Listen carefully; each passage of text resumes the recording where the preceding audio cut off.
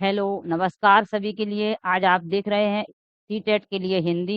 हिंदी में हमने एक पद्यांश कल पढ़ा चुके थे। अब हम नेक्स्ट यह काव्य का जो गद्यांश है उसे पढ़कर हम आपको सुनाएँगे।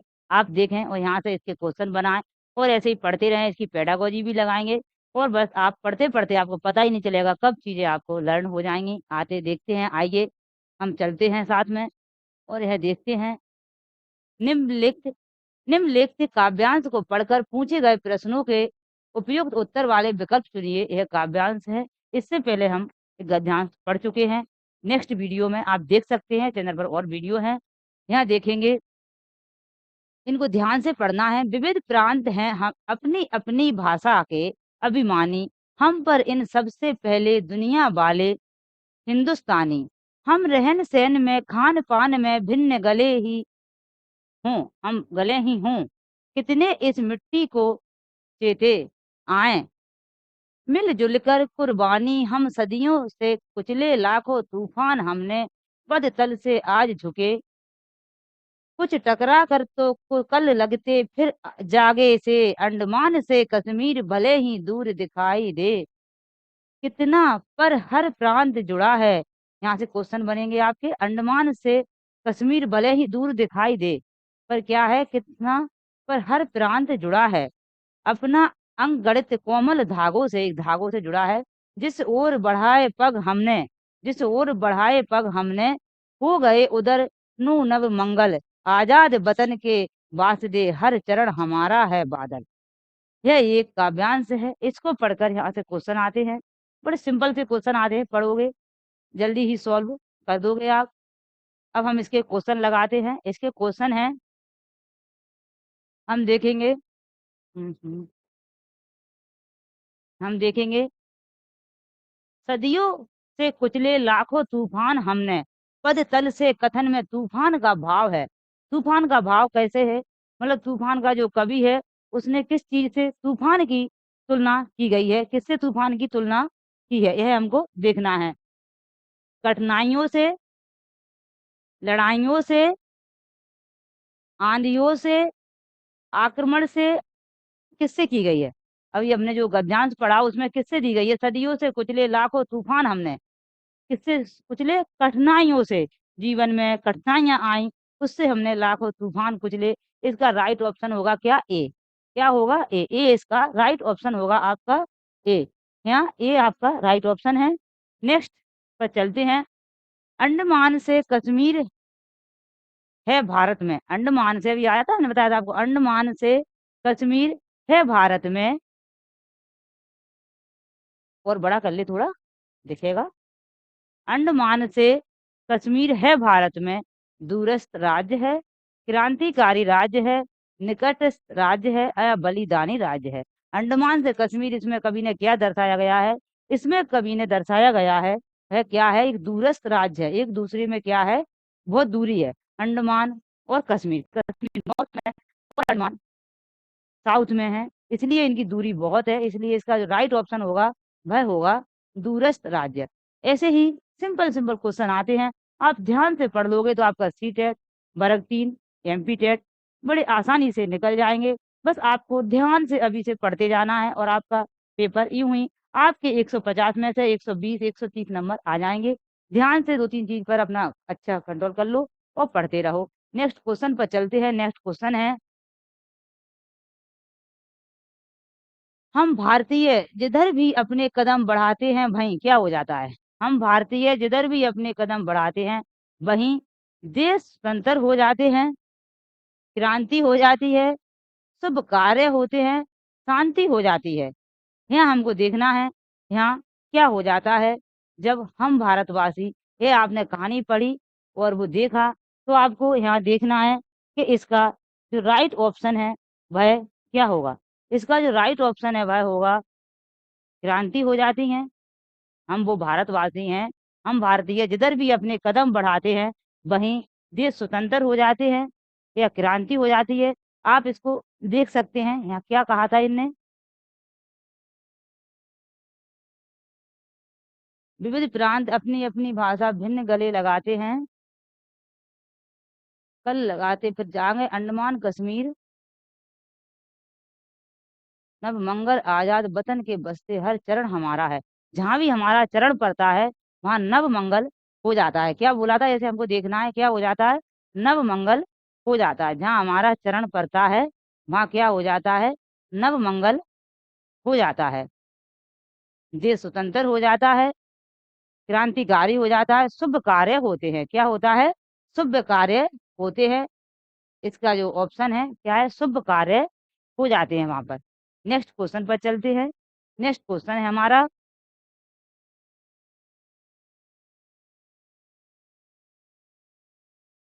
नेक्स्ट क्वेश्चन देखें। नेक्स्ट क्वेश्चन है, पेड़ शब्द का समानार्थी नहीं है। इसमें एक पेड़ शब्द का समानार्थी नहीं है। क्या नहीं है पेड़ शब्द का समानार्थी, ये देखेंगे आप। पद, पद नहीं है इसमें।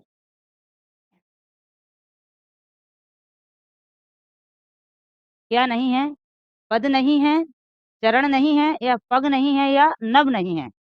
पद, पद पांव का समानार्थी होता है। चरण भी पांव का समानार्थी होता है, पग भी पांव का समानार्थी होता है। नभ, नभ आपने देखा होगा, नभ आकाश का समानार्थी होता है। नभ यहाँ पर नहीं है। डी ऑप्शन आपका गलत है। तो ए बी सी आपके राइट है, यह समानार्थी आपके पैर के समानार्थी हैं। नेक्स्ट क्वेश्चन पर चलते हैं। नेक्स्ट क्वेश्चन है हमारा, कविता के अनुसार विविधताओं विविधताओं के बीच भी हम एक हैं, क्योंकि सबसे पहले हम क्या है, ये कविता में दिया गया है। इतनी परेशानी, इतनी विविधताओं और इतनी, हम एक अंडमान कश्मीर से अंडमान तक अलग अलग संस्कृति हैं, अलग अलग भाव है, अलग अलग पहनाव है, अलग अलग खान पीन है। जब भी हम एक हैं तो इसका कवि ने क्या भाव दिया गया है, हम क्यों एक हैं, हम भारतीय हैं, हम स्वतंत्रता में हैं, स्वतंत्र हैं, हम स्वाभिमानी हैं, हम वीर बहादुर हैं। इसका जो राइट ऑप्शन है, जो इस कहानी के अनुसार, इस कहानी कविता में दिया गया, कविता के अनुसार क्या है, ए, ये इसमें राइट ऑप्शन है। ये इसमें राइट ऑप्शन है। हम सबसे पहले ये क्या है, भारतीय है। जब हम यहाँ रहते हैं तो हम कहते हैं हम अंडमान से हैं, हम कश्मीर से हैं, हम पंजाबी, सिख, ईसाई, हिंदू, मुस्लिम बोलते हैं। जब हम विदेश जाते हैं, फॉरेन कंट्री में जाते हैं, तो वहाँ हम एक ही बात बोलते हैं कि हम इंडियन हैं, हम हिंदुस्तानी हैं, हम भारतीय हैं। इसलिए इस कविता के अनुसार भी अलग अलग विविधताएं होने के बाद भी हम कौन हैं, हम भारतीय हैं। नेक्स्ट पर चलते हैं। नेक्स्ट है खान पान। खान पान समास की दृष्टि से शेष से भिन्न पद है। बस इतना ही व्याकरण आता है, ज्यादा व्याकरण नहीं आता है आपको, बस थोड़ा सा ही व्याकरण आता है। बस पेडागोजी और जी गद्य पद्यांश आते हैं, इनको कर लो। आपके 30 में से 27 28 नंबर पक्के हैं। समाज की दृष्टि से शेष से भिन्न है, यह देखना है। खान पान, मिलना जुलना, रहन सहन, अपनी अपनी, यहाँ हम देखेंगे क्या समानता है और एक जो ऑप्शन है वो क्यों गलत है इसमें, यह देखना है हमको। खान पान, यह एक क्या है, द्वंद समाज है। मिलना जुलना, मिलना जुलना एक द्वंद समाज है। रहन सहन एक द्वंद समाज है। अपनी अपनी, यह द्वंद समाज नहीं है। इसलिए ऑप्शन डी इसमें राइट है, क्योंकि यह भिन्न है। इन, ये क्या है, यह भिन्न है, यह से तीनों से अलग है, इसलिए यह राइट है। नेक्स्ट ऑप्शन पर चलते हैं। नेक्स्ट ऑप्शन है, सॉरी, नेक्स्ट क्वेश्चन है। नेक्स्ट क्वेश्चन है आपका, प्राथमिक स्तर पर बच्चों की भाषा के आकलन में आप सर्वाधिक महत्व किसे देंगे। जो अभी हमने जिस पढ़े वो इसके पूरे हो गए हैं। अब इसके ये पेडागोजी से क्वेश्चन आ गए हैं हिंदी में। 9 क्वेश्चन हमने पहले पद्यांश में, पहली वीडियो में लगवा दिए थे, और ये इसके थे, इस काव्यांश के। और अब पेडागोजी 15 नंबर की पेडागोजी रहेगी आपकी, वो पेडागोजी आ गई है। बिल्कुल ऐसा ही पेपर आता है। प्राथमिक स्तर पर बच्चों की भाषा के आकलन में आप सर्वाधिक महत्व किसे देंगे। यहाँ आपको बताया गया है कि प्राथमिक स्तर पर 1 से लेकर 5 तक, 1 से 5 तक के बच्चों के लिए पढ़ रहे हैं। यहाँ पर प्राथमिक स्तर पर बच्चों की भाषा के आकलन में आप सर्वाधिक महत्व किसे देंगे। प्रश्नावली को, लिखित परीक्षण को, पोर्टफोलियो को, जांच सूची को। आकलन क्या हो रहा है, आकलन, आकलन का मतलब होता है बच्चों का परीक्षण हो रहा है, पेपर हो रहे हैं, उनको आकलन कराया जा रहा है, बच्चों को टेस्ट लिए जा रहे हैं। तो उसमें सबसे ज्यादा आप किसका, प्रश्नावली, जो आपने प्रश्न दिए उन्हें उत्तर लिखे, उस पर ध्यान दोगे, उसके उसे नंबर दोगे, या वो ग्रेड देते हैं, ए ग्रेड, बी ग्रेड दोगे। लिखित परीक्षा पर दोगे, कि लिखित परीक्षा कैसी हुई उसकी, लिखित परीक्षा में क्या लिखा, उस पे दोगे, या जाँच सूची में दोगे, या पोर्टफोलियो में दोगे। ये तीनों ऑप्शन आपको समझ में आ रहे होंगे, प्रश्नावली, लिखित परीक्षा और जाँच सूची। पोर्टफोलियो, आप नया वर्ड है थोड़ा। पोर्टफोलियो का मीन्स होता है, पोर्टफोलियो में वो सब चीज़ें आ जाती हैं, जैसे आपका लिखना, पढ़ना, बच्चे का खेल-कूद, म्यूज़िक, डांस, ड्राइंग, जो बच्चे का रोज़ स्कूल आना, स्कूल कितने दिन आया, कितना एब्सेंट हुआ, उसका उसका हर 6 महीने में, 3 महीने में वेट तुलेगा, तो उसका वेट कितना बढ़ा और उसका कितना घटा, उसकी जो लंबाई है वो कितने सेंटीमीटर बढ़ी। पोर्टफोलियो में हर प्रकार की जाँच होगी आपकी और उसका मिलकर रिज़ल्ट बनाया जाएगा, उससे पोर्टफोलियो कहते हैं और यह ग्रेड में दिया जाता है पोर्टफोलियो। पोर्टफोलियो सी आपका राइट है, पोर्टफोलियो। यह आपको आकलन में आप इसका वो सबसे अधिक महत्वपूर्ण है, पोर्टफोलियो। ये सब चीज़ें इसी में आ गई हैं, इसलिए यह महत्वपूर्ण है।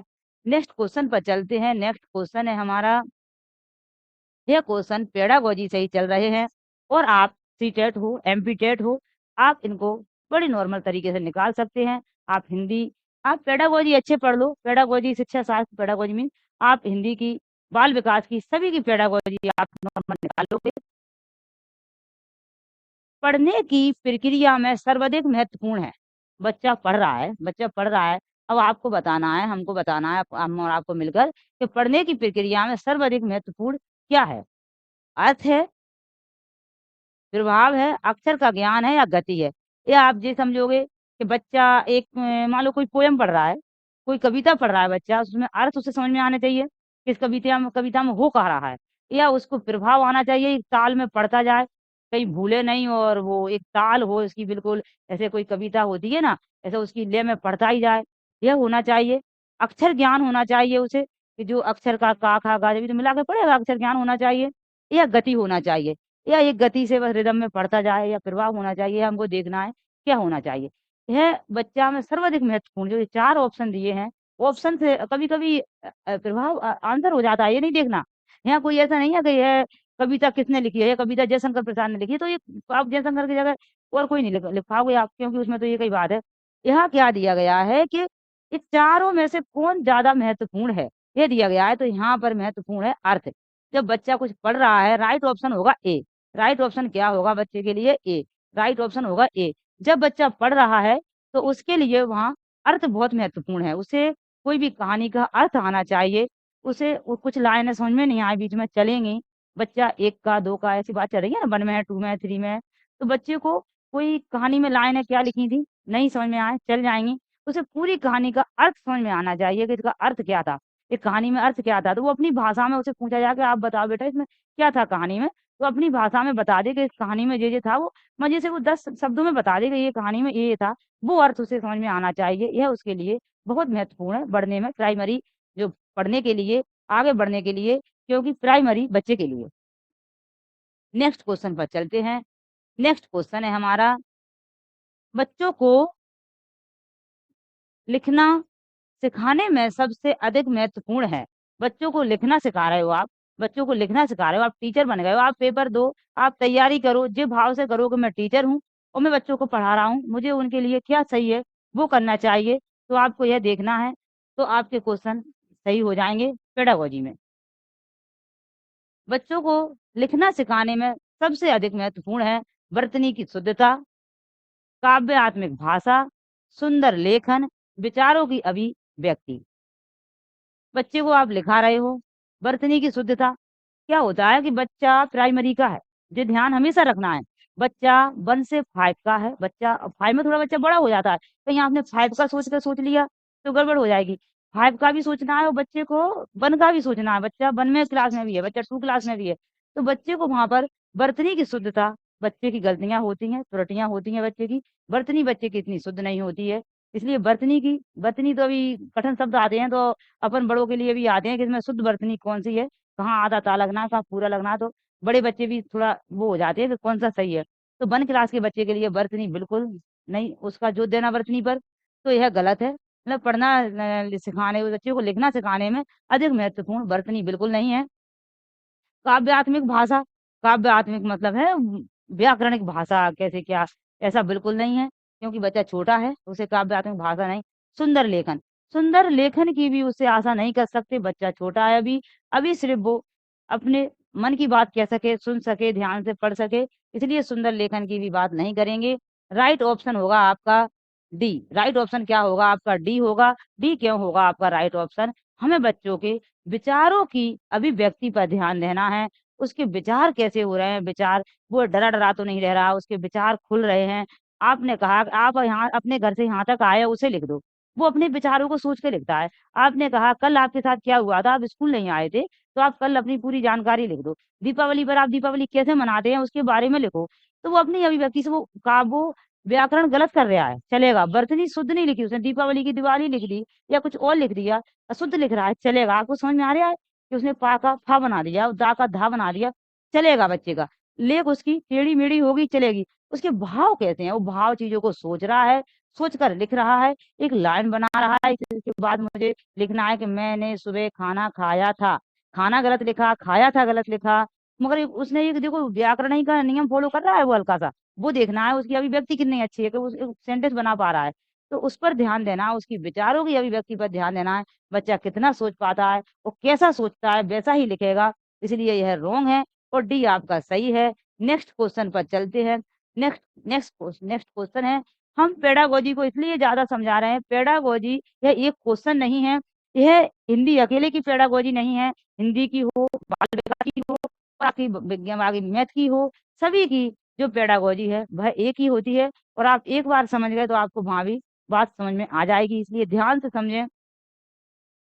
प्राथमिक स्तर के बच्चों के लिए पाठ्य पुस्तक के निर्माण में आप सर्वाधिक महत्वपूर्ण हैं।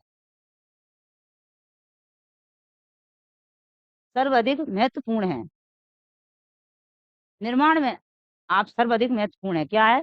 प्राथमिक स्तर के बच्चों की बात चल रही है। प्राथमिक स्तर के बच्चों के लिए पाठ्य पुस्तक के निर्माण में आप एक बच्चों के लिए पाठ्य पुस्तक बन रही है, तो आपको खड़ा कर दिया कि आप खड़े हो जाओ और बताओ प्राथमिक जो कक्षा के बच्चे हैं उनके लिए कैसी पाठ्य पुस्तक होना चाहिए। अब आपको सोचना है कि भाषा का विविध गद्य साहित्य हो उसमें, भाषा की विभिन्न रंगतें हों, भाषा का विविध गद्य साहित्य हो, भाषा की विभिन्न रंगतें हों, प्रसिद्ध लेखक हो, प्रसिद्ध रचनाएँ हों। अब आप क्या समझेंगे? प्राथमिक स्तर का बच्चा है, प्राथमिक स्तर के बच्चे के लिए पाठ्य पुस्तक के निर्माण में आप सर्वाधिक महत्वपूर्ण किसे मानेंगे? भाषा का विविध गद्य साहित्य, भाषा की विभिन्न रंगतें, प्रसिद्ध लेखक या प्रसिद्ध रचनाएँ। भाषा की विविध गद्य साहित्य, एक गद्य साहित्य भी होना चाहिए, भाषा की विभिन्न रंगतें होनी चाहिए। यहाँ क्या होगा? इसका जो राइट ऑप्शन है आपका बी, भाषा की विभिन्न रंगतें होना चाहिए उसमें। भाषा की लेखक तो सभी अच्छे होते हैं, रचनाएँ भी होंगी, साहित्य भी होगा, भाषा की विभिन्न रंगतें होना चाहिए, बी सही है। नेक्स्ट ऑप्शन क्वेश्चन पर चलते हैं। नेक्स्ट क्वेश्चन है हमारा, बहुभाषिक कक्षा में मातृभाषा प्रयोग को क्या कहेंगे? बहुभाषिक कक्षा में मातृभाषा प्रयोग को क्या कहेंगे? एक बहुभाषिक कक्षा होती है, उसमें मातृ भाषा क्या होती है? बहुभाषिक कक्षा का मतलब होता है सभी प्रकार के बच्चे, कोई यहाँ कोई कहीं से रह रहा है, कोई कहीं से रह रहा है, कोई जम्मू का है, कोई कश्मीर का बच्चा है, कोई नागालैंड का बच्चा है, कोई मणिपुर का बच्चा है, तो अलग-अलग भाषाओं से बच्चे आते हैं और अलग-अलग भाषाओं से बच्चे पढ़ते हैं, वहाँ होती है बहुभाषिकता। मतलब अलग-अलग भाषाओं के बच्चे, सीख नहीं पाते बच्चे मगर बच्चों को ये सहयोग मिलता है दूसरी भाषा सीखने का। एक हमारे बच्चे के स्कूल में अभी एक मणिपुर का बच्चा था, तो वो पढ़ता था तो उनसे भी उनको कुछ सीखने मिला और उनको वो सिखाते थे अपनी हिंदी भाषा स्कूल में। हिंदी वैसे नॉर्मल बच्चे हिंदी बोलते हैं, वैसे तो इंग्लिश मीडियम स्कूल रहते हैं। स्वीकार किया जाना चाहिए, स्वीकार किया जाना चाहिए या अनदेखा कर दिया जाना चाहिए, अस्वीकार किया जाना चाहिए या अधिक महत्व नहीं दिया जाना चाहिए। ये कह रहे हैं कि आपकी भाषा में आप टीचर हो और आपकी कक्षा में एक बहुभाषिक मातृभाषा वाला बच्चा है, वो यहाँ की भाषा नहीं बोल रहा, अलग-अलग भाषा के बच्चे हैं, क्या करें? उन्हें स्वीकार किया जाना चाहिए, अनदेखा कर दिया जाना चाहिए, अनदेखा नहीं कर सकते हैं। अस्वीकार देखो अनदेखा, अस्वीकार एक सा ही है। ये जो गलत ऑप्शन होते हैं, एक बात तो ध्यान करना एक से होते हैं, वर्ड अलग होते हैं, उनकी मतलब भावना है ना अंदर की, जो ऑप्शन की वो एक होती है, गलत की। अधिक महत्व नहीं दिया जाना चाहिए। अब आप यहाँ देख रहे हो पेडागोजी में कि ये तीनों में मतलब कुल मिला के नहीं है। कुल मिला के क्या है? नहीं है। नहीं दिया गया है ये तीनों में। नहीं है, अस्वीकार भी नहीं होता है, अनदेखा भी नहीं होता है। राइट ऑप्शन होगा ए। राइट ऑप्शन ए, स्वीकार किया जाना चाहिए। बहुभाषिक कक्षा में मातृभाषा प्रयोग को स्वीकार किया जाना चाहिए। राइट ऑप्शन ए है। नेक्स्ट क्वेश्चन में चलते हैं। नेक्स्ट क्वेश्चन है नेक्स्ट क्वेश्चन है हमारा, भाषा सीखने सिखाने में सर्वाधिक महत्वपूर्ण है। भाषा सीखने सिखाने में, आप टीचर हो, आप बच्चे को भाषा सिखा रहे हो, भाषा सीखने सिखाने में सबसे ज्यादा महत्वपूर्ण क्या है? भाषा सीखने सिखाने में सर्वाधिक महत्वपूर्ण क्या है? भाषा का स्मृत परिवेश, अभिभावकों का साक्षर होना, संचार माध्यमों का प्रयोग, भाषा शिक्षण का भाषा ज्ञान। भाषा शिक्षक का भाषा ज्ञान, जो भाषा शिक्षक है उसको भाषा का ज्ञान हो। भाषा सीखने सिखाने में सर्वाधिक महत्वपूर्ण है भाषा का स्मृत परिवेश, अभिभावकों का साक्षर होना। ऐसा नहीं है सभी अभिभावक के, कोई अभिभावक साक्षर नहीं है तो उसका बच्चा साक्षर नहीं होगा क्या? फिर कैसे शिक्षा चारों तरफ बढ़ेगी? ये तो गलत है। पहले हमको क्या करना है, जो ऑप्शन गलत है उनको काटना है। मान लो आपने दो ऑप्शन गलत है, एक गलत है, काट दिया, तीन बचे, तीन के बारे में सोचो। फिर आपके पास एक काट दिया, ये समझ में आ गया ये गलत है, दो बचे, तो बार बार कम से कम चार को तो नहीं पढ़ना पड़ेगा, दो को पढ़ना पड़ेगा। हमने एक काट दिया। संचार माध्यमों का प्रयोग, ऐसा नहीं है। भाषा सीखने सिखाने में पहले संचार नहीं थे तो क्या भाषा नहीं सीखते थे लोग? ये भी गलत है। भाषा शिक्षक का भाषा ज्ञान, भाषा शिक्षक को, भाषा का जो शिक्षक है उसको भाषा का ज्ञान होना चाहिए। हमारे दो ऑप्शन बचे हैं। या भाषा का समृद्ध परिवेश होना चाहिए। भाषा सीखने सिखाने में समृद्ध जो भाषा का परिवेश है वह समृद्ध होना चाहिए। अब इंग्लिश मीडियम स्कूल चल गए तो आप पता होगा मैम क्या कहती हैं कि मैम आप घर पे भी अब आप बच्चों के साथ इंग्लिश बोलो और उसको भाषा का परिवेश मिलना चाहिए तो बच्चा सीख जाएगा। हमारे पास बच्चा 8 घंटे रहता है, हम क्या क्या सिखाएं? तो बच्चे को क्या होता है, बच्चे को चारों तरफ जो बच्चा भाषा सीखना चाह रहा है उसका परिवेश होना चाहिए। बच्चा मातृभाषा सीखता है, मातृभाषा सभी लोग बोलते हैं, उसे कोई मतलब नहीं व्याकरण का, और बच्चा सीख जाता है। इसलिए जो राइट ऑप्शन होगा यह भी नहीं होगा, यह होगा ए। ए में क्या है, भाषा का समृद्ध परिवेश। भाषा का समृद्ध परिवेश होगा, बच्चा भाषा अपने आप सीख जाएगा। नेक्स्ट क्वेश्चन पर चलते हैं। नेक्स्ट क्वेश्चन है हमारा, भाषा पर ही आधारित है। भाषा कौशल के संबंध में कौन सा कथन सही नहीं है?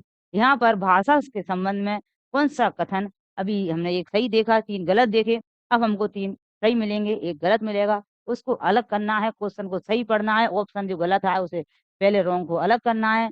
अब हम देखेंगे भाषा के कौशल के संबंध में कौन सा कथन सही नहीं है।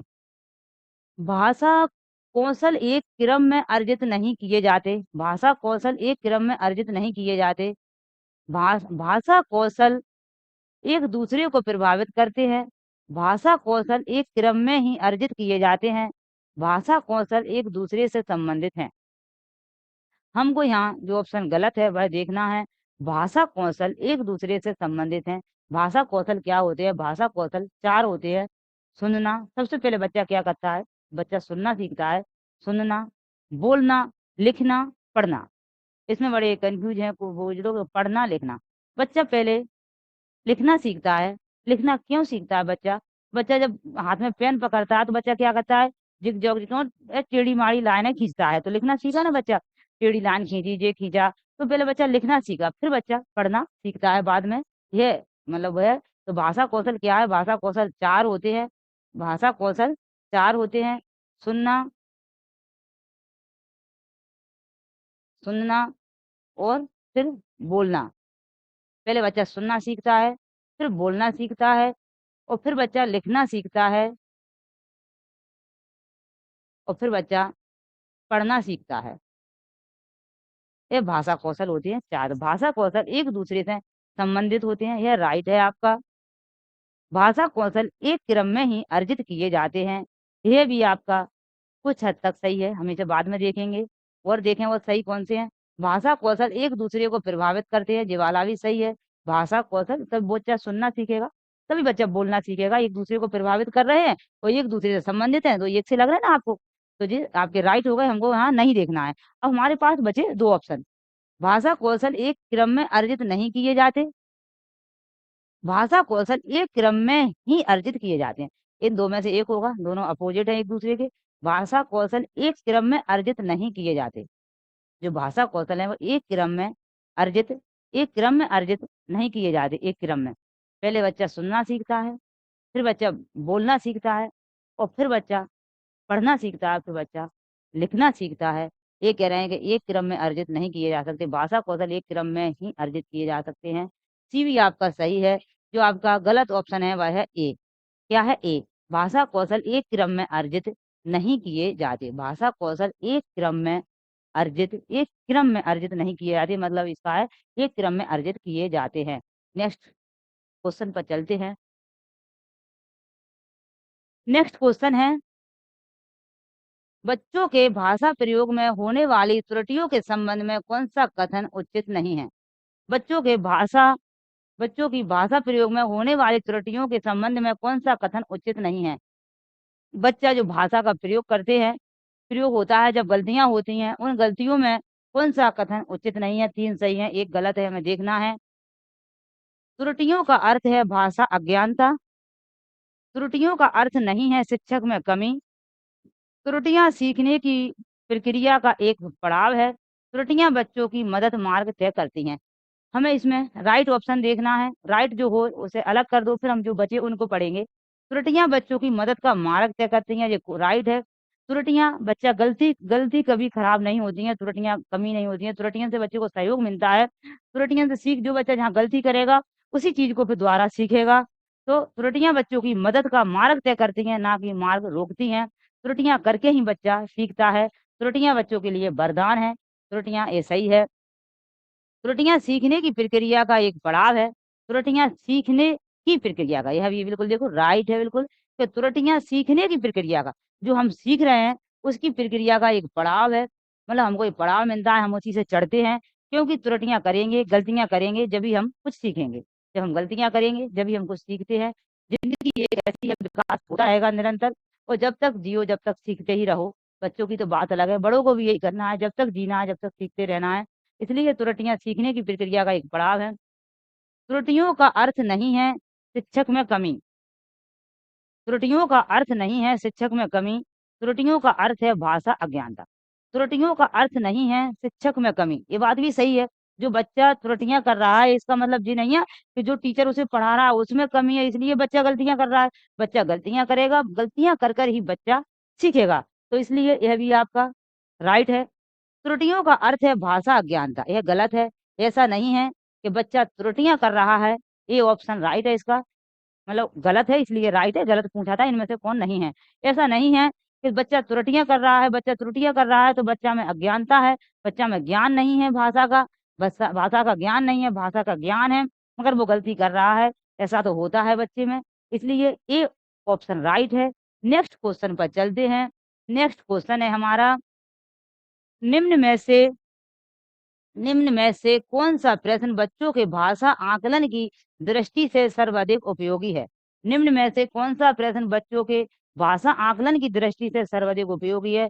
भाषा का, आप बच्चों की भाषा का आकलन कर रहे हो, भाषा का टेस्ट ले रहे हो, पेपर ले रहे हो, आकलन कर रहे हो, मूल्यांकन कर रहे हो, उसके लिए कौन सा एक ऑप्शन आपका सही है? ईदगाह कहानी को अपनी भाषा में सुनाइए। ईदगाह कहानी की मुख्य घटना बताइए। ईदगाह कहानी के मुख्य पात्र का नाम बताइए। ईदगाह कहानी में हामिद ने क्या खरीदा था?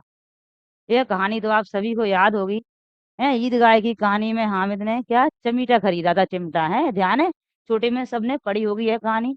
ईदगाह ईदगाह कहानी को अपनी भाषा में सुनाएं। ईदगाह कहानी की मुख्य घटना बताइए। ईदगाह कहानी के मुख्य पात्र का नाम बताइए। ईदगाह कहानी में हामिद ने क्या खरीदा था? आपको ऐसा इन चारों में से बताना है, आकलन करवा रहे हो बच्चे का, ऐसा आकलन के लिए आपको ऐसा कुछ देना है जिससे बच्चे की दृष्टि से सर्वाधिक उपयोगी हो। कौन सा प्रश्न बच्चों की भाषा आकलन, बच्चे की भाषा का आकलन हो। इसमें बच्चे ने कहा ईदगाह कहानी में हामिद ने क्या खरीदा था? चमटा। वह चमटा 2 शब्दों में 3 शब्दों में लिख देगा और इससे ज्यादा कुछ नहीं होगा। इसलिए हमें देखना है कि सबसे ज्यादा काम यहाँ कहाँ हो रहा है, क्या हो रहा है। यहाँ सिर्फ 3 शब्द लिख दिए उसने, काम चल गया। ईदगाह कहानी के मुख्य पात्र का नाम बताइए। जो बच्चा था उसका नाम लिख दिया, उसमें 2-5 अंक होंगे, उसका नाम चल गया। बच्चे का नाम हामिद, हाँ हाँ मिद, ये भी 3 अक्षर का काम है, यहाँ भी 3 अक्षर, ये हो गया। ईदगाह कहानी के मुख्य घटना बताइए। ईदगाह कहानी की मुख्य घटना बताना, मुख्य घटना है जो दादी की नानी के लिए वो चिमटा लाया था, मुख्य घटना बताना है। ये भी कम शब्द हो गए इसके। ईदगाह कहानी को अपनी भाषा में सुनाइए। यहाँ ढेर सारा ढी यहाँ क्या हो गया? ढेर सारा, ढेर सारी वो अपनी भावनाएँ, अपनी कल्पना शक्ति, अपने वो अपने आप को उस कहानी में रखकर बच्चा सोचेगा मैं ही जा रहा हूँ मेला देखने और वह पूरी कहानी विस्तार से बताएगा। उसकी वर्तनी अभी देखा था वर्तनी गलत होगी चलेगा, राइटिंग गलत सही नहीं सुंदर लेख नहीं आएगा चलेगा। वह अभिव्यक्ति अपनी अभिव्यक्ति को दर्शाएगा, अपने भाव को दर्शाएगा। इसलिए बच्चे का जो आकलन कर रहे हैं, मूल्यांकन कर रहे हैं बच्चे का, वह सबसे अच्छा मूल्यांकन होगा कि ईदगाह की कहानी बच्चा अपनी भाषा में सुनाए। अपनी भाषा में सुनाए बच्चा तुतलाकर सुनाए, वर्तनी अशुद्ध हो चलेगी उसकी, वह व्याकरण अशुद्ध हो, उसका काव्य अशुद्ध हो, चलेगा उसका। मगर वो अपनी भाषा में सुनाएगा, बहुत सारे शब्द सुनाएगा, तो उसका भाषा का विकास होगा। इसलिए आपका ऑप्शन ए राइट है, ए राइट ऑप्शन है आपका। नेक्स्ट क्वेश्चन पर चलेंगे। नेक्स्ट क्वेश्चन है हमारा, बच्चों में भाषा सीखने की क्षमता। बच्चों में भाषा सीखने की क्षमता बताना है, बिल्कुल भी नहीं होती है। अब क्वेश्चन पढ़ के समझना बच्चों ये कहाँ की बात पूछी है। बच्चों में भाषा सीखने की क्षमता, जो छोटा बच्चा होता है स्कूल से घर से स्कूल जाता है, उसमें क्या होता है? बिल्कुल भी नहीं होती है। उसमें बिल्कुल भी नहीं होती है, अर्जित की जाती है, जन्मजात होती है, अनुकरणीय होती है। बच्चों में भाषा सीखने की क्षमता कहाँ से आती है? ये नहीं है कि उसने अर्जित कर ली, उसने किसी ने सिखाया तो उसने अनुकरण कर लिया उसका, उसने अर्जित कर ली और उसमें बिल्कुल भी नहीं होती है। उसमें जो भाषा सीखने की क्षमता होती है, वह अभी सीटेट 2005 से मान्य किया है और यह चोम्स्की ने कहा था। किसने कहा? चोम्स्की ने कहा है कि बच्चे में भाषा सीखने की क्षमता जन्मजात होती है। बच्चे में भाषा सीखने की जो क्षमता है, वह क्या होती है? जन्मजात होती है। बच्चे में भाषा सीखने की क्षमता जन्मजात होती है, यह चोम्स्की ने कहा है। और जो सीटेट है, सीबीएसई है, उसने इसको 2005 में मान्यता दी है, जो बात सही है कि बच्चे में ऐसा एक जो चोम्स्की है उन्होंने कहा है कि बच्चे में यंत्र होता है, बच्चे में चिंतन करने की क्षमता होती है कि वह बच्चा भाषा सीखेगा ही। वह कौन से ही प्रांत में, कौन से ही देश में जन्म ले, मगर बच्चा जहाँ जैसी भाषा बोली जाती होगी उस भाषा भाषा को ग्रहण करेगा। इसलिए बच्चे में भाषा सीखने की क्षमता जन्मजात होती है। नेक्स्ट क्वेश्चन पर चलते हैं। नेक्स्ट क्वेश्चन है हमारा, बच्चों के भाषा सीखने में सर्वाधिक महत्वपूर्ण है। बच्चों के भाषा सीखने में सर्वाधिक महत्वपूर्ण क्या है, यह देखना है हमको।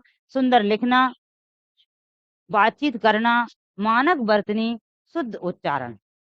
ये अभी इतना सारा भाषा पर पढ़ा, अब तो आप ऑप्शन लगा ही दोगे इसके सही कि इसमें सही क्या है, यह हमको देखना है। बच्चों के भाषा सीखने, भाषा में सर्वाधिक महत्वपूर्ण क्या है? सुंदर लिखना, सुंदर लिखना, बातचीत करना, मानक वर्तनी, शुद्ध उच्चारण। सुंदर लिखने पर छोटा बच्चा है, जोर नहीं देना। मानक वर्तनी पर अभी सीखा नहीं, शुद्ध उच्चारण पर नहीं। बातचीत करना, बच्चे से बातचीत करेंगे, बच्चे की भावात्मकता बढ़ेगी, चिंतन करेगा बच्चा और अपनी उसकी कल्पना शक्ति बढ़ेगी और अपने आत्म सम्मान से वह बोलेगा, अपने विचार प्रकट करेगा। इसलिए बी इसका राइट ऑप्शन है। नेक्स्ट क्वेश्चन पर चलते हैं। नेक्स्ट क्वेश्चन है हमारा, प्राथमिक स्तर, प्राथमिक स्तर पर भाषा सीखने सिखाने का अर्थ है। जो प्राथमिक स्तर है, बच्चा छोटा ही है, 1 से 5 का, मतलब क्लास 1 से 5 क्लास का बच्चा है, तो क्या कर रहा है कि प्राथमिक स्तर पर भाषा सीखने सिखाने का अर्थ क्या है, यह देखना है। भाषा सीखने सिखाने का अर्थ है भाषा का प्रभावी प्रयोग, अलंकारिक भाषा का प्रयोग, वर्णमाला सीखना, साहित्य की रचना। प्राथमिक स्तर पर आप कैसे सिखाओगे? भाषा का प्रभावी प्रयोग सिखाओगे, आलंकारिक भाषा का प्रयोग, वर्णमाला सिखाना, साहित्य की रचना। बच्चा छोटा है, साहित्य के बारे में बिल्कुल नहीं जानता, साहित्य मत सिखाओ उसे। अभी जो जो ऑप्शन बिल्कुल गलत लग रहे हो, बिल्कुल गलत लग रहे हो, उन्हें तो हटा दो, काट दो, निपटा दो उन्हें। अलंकारिक भाषा नहीं जानेगा बच्चा, व्याकरण नहीं जानता है, बच्चा छोटा है, बिल्कुल दिमाग में बिठा लो आप। बच्चा छोटा है, अलंकारिक भाषा नहीं जानता है। वर्णमाला सीखेगा एक तो, और एक भाषा का प्रभावी प्रयोग। अभी बच्चा छोटा है, वर्णमाला भी ना जाने, वर्णमाला भी वो पढ़ लेता हो, लाइन से ना बोल पाए वर्णमाला, चलेगा। वह भाषा का प्रभावी प्रयोग सीखेगा। वह अपने घर से आया है, इसका राइट ऑप्शन ए है। वह बच्चा अपने घर से आता है, घर से वह अपने मातृभाषा लेकर आता है, वहां से वह वर्णमाला लेकर नहीं आता। अब आप कहोगे बच्चे आजकल के आंगनबाड़ी में जाते हैं, 3 से क्लास में बैठ जाते हैं। यहाँ एनसीईआरटी ने ये नहीं कहा, एनसीईआरटी में ये कहा है कि बच्चा फर्स्ट से आता है, 5 से आता है, वह कुछ लेकर नहीं आता है। वो अलग बात है कि बच्चे को 2.5 साल से सिखा देते हैं, 3 साल से सिखा देते हैं। एनसीईआरटी को देखकर क्वेश्चन देना है, ऐसा नहीं देना कि नहीं हमारा बच्चा तो, हमारे पास का बच्चा तो अभी 2 साल 3 साल का था, पूरे छोटा बड़ा लिख लेता था। नहीं, बच्चे को वर्णमाला से पहले भाषा का प्रभावी प्रयोग सिखाना है। इसका राइट ऑप्शन ए है। नेक्स्ट क्वेश्चन पर चलते हैं। नेक्स्ट क्वेश्चन है, बच्चे सामाजिक अंतः क्रिया से भाषा सीखते हैं, यह विचार किसका है? बच्चे सामाजिक अंतः क्रिया से भाषा सीखते हैं, यह विचार किसका है? स्किनर का है, पावलोव का है, जीन पियाजे का है, वाइगोत्स्की का है? ये देखना है। पावलोव ने चिंतन पर बात किया है। पावलोव ने भी बोला था कुत्ते कुत्ते की लार ग्रंथियों पर बात की है। जब कुत्ते को बार बार दिया जाता है तो वह उसकी चिंतन करता है और लार आती है, उस पर इन्हें पावलोव ने उद्दीपन पर कहा है। जीन पियाजे हम केंद्रित शिक्षा के बारे में बात करते हैं। स्कैनर स्कैनर है, पियाजे हैं। इसका जो राइट ऑप्शन होगा, समाज जब भी आए तो समाज के बारे में सबसे ज्यादा बात जो की है वो की है हमारे वाइगोत्स्की ने। किसने? वाइगोत्स्की ने। इसका राइट ऑप्शन होगा वाइगोत्स्की। एक सामाजिक अंतःक्रिया से भाषा सीखते हैं, विचार किसका है? वाइगोत्स्की का है। वाइगोत्स्की कहते हैं कि बच्चा भाषा स्कूल से ज्यादा बच्चा सामाजिक क्रिया से सीखता है। बच्चे का स्कूल में भी बहुत सामाजिकरण होता है, बच्चा वहां से भी भाषा सीखता है। और बच्चा आस पड़ोस में घर से बाहर निकलता है, वहां भी भाषा सीखता है। इसलिए बच्चा सबसे ज्यादा जो भाषा सीखता है, सही, वह अपनी समाज से सीखता है, वाइगोत्स्की कहते हैं। नेक्स्ट क्वेश्चन पर चलते हैं। नेक्स्ट क्वेश्चन है हमारा, प्राथमिक स्तर के बच्चों के भाषा विकास की दृष्टि से सर्वाधिक महत्वपूर्ण है।